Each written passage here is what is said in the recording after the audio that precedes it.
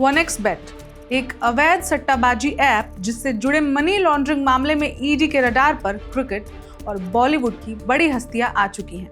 इस मामले में क्रिकेटर सुरेश रैना और शिखर धवन से पहले ही पूछताछ हो चुकी है और अब ईडी ने दो दिग्गज क्रिकेटरों युवराज सिंह और रोबिन उथप्पा को भी समन भेजा है। इनके अलावा अभिनेता सोनू सूद को भी समन भेजा गया है।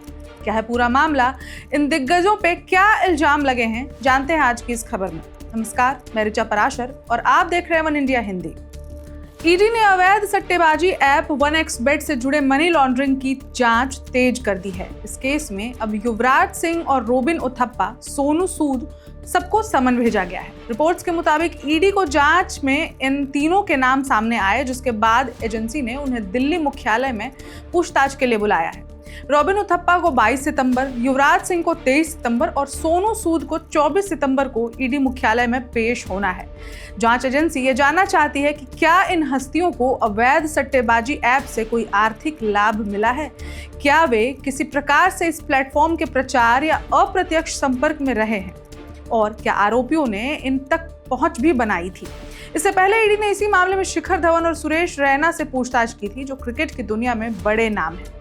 शिखर धवन को सितंबर की शुरुआत में ही पूछताछ के लिए बुलाया गया है, जहां उनसे उनके सोशल मीडिया पोस्ट और संदिग्ध लेन देन के बारे में सवाल किए गए। इसी तरह सुरेश रैना ने अगस्त में ईडी के सामने बयान दर्ज कराया था, जिसमें उनके कुछ स्पॉन्सर डील की जांच हुई थी। OneXBet क्या है?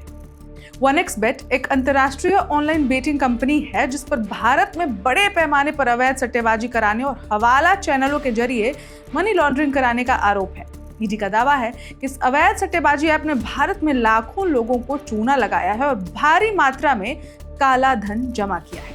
इन ऐप्स ने क्रिकेट सट्टेबाजी और लाइव कैसीनो गेम्स पर फोकस किया, जो देश के जुआ कानूनों का उल्लंघन है।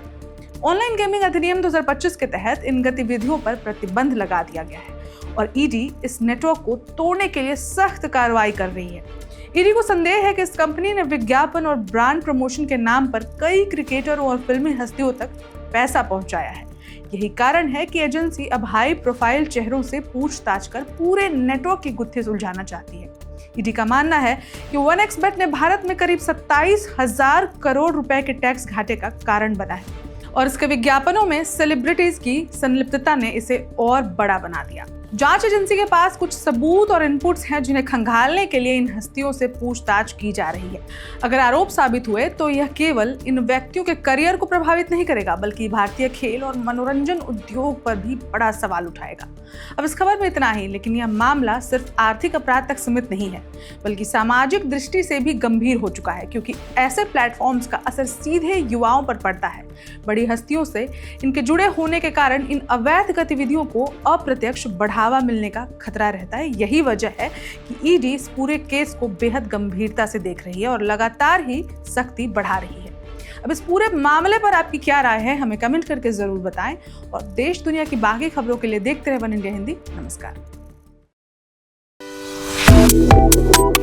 Subscribe to One India and never miss an update. Download the One India app now.